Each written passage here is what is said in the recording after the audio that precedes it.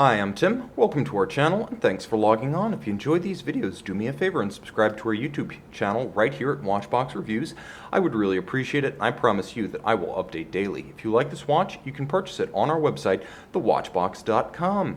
And today we are discussing a modern classic from Jaeger-LeCoultre. It's the JLC Grande Reverso Ultra Thin 1931, 18-karat pink gold. It debuted at SIHH 2014, officially dubbed the Chocolate Reverso by Jaeger-LeCoultre. I can see the resemblance. The timepiece is as sweet as candy, easy to wear on a small wrist, despite being dubbed Grande Reverso. Lug to lug, this one measures a wearable 46.5 millimeters across the case from 9 to 3, not including the crown, 27.5 millimeters, and ultra thin, even with the rotating case and the underlying chassis, just 7.3 millimeters thick, far thinner than, for example, a Nautilus 5711 or a 15202 Royal Oak Jumbo. It has a substance to it that endears it to me. It doesn't feel ultra light despite being ultra thin, and I appreciate that in a precious metal watch. Now, you will note that the timepiece features a rather close drilled set of lugs, so there's a highly integrated look about the junction between the case and the strap. You'll never see daylight between case and strap.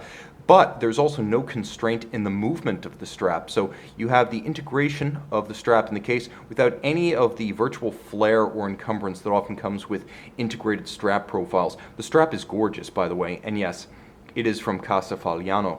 The Argentinian polo boot specialist create a few straps each year for Jaeger-LeCoultre, and the Fagliano strap was original equipment and model correct on the 2014 Chocolate Reverso.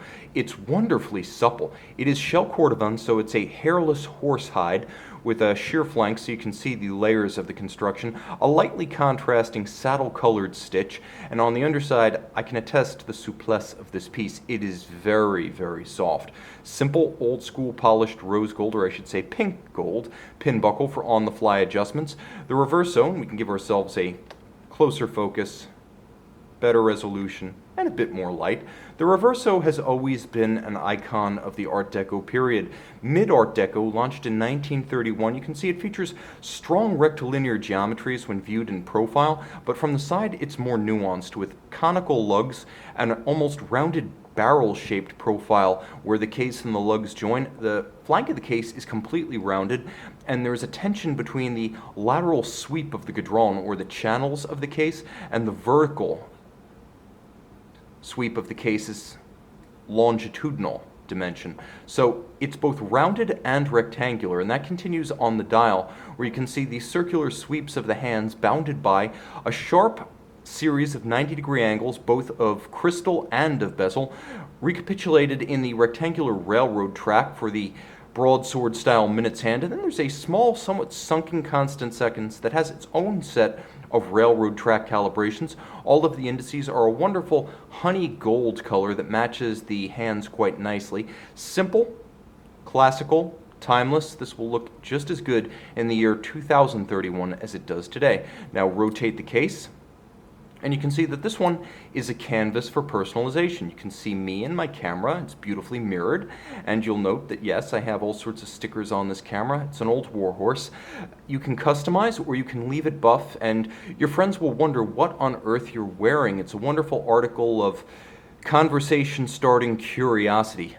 The timepiece, of course, featuring a fully finished chassis with a tight engine turning perlage underneath the rotating case. The original idea of the Reverso was to protect what was then a real glass crystal from the blows of polo mallets. British polo players in India wanted what was then considered to be a sports watch. The Reverso was that as born. Today, more of a dress watch and a curiosity. Nevertheless, it is the design icon of Jaeger-LeCoultre, and suitably for an icon from the consummate movement manufacturer, there is an in-house caliber inside the case. Caliber 822, manual wind, 45-hour power reserve, 21,600 vibration per hour beat rate. This one features 19 jewels and one notable refinement over earlier iterations. Lately, the 822, a shaped and sized movement for the case, has also become a free sprung, so somewhat more accurate and more robust caliber overall.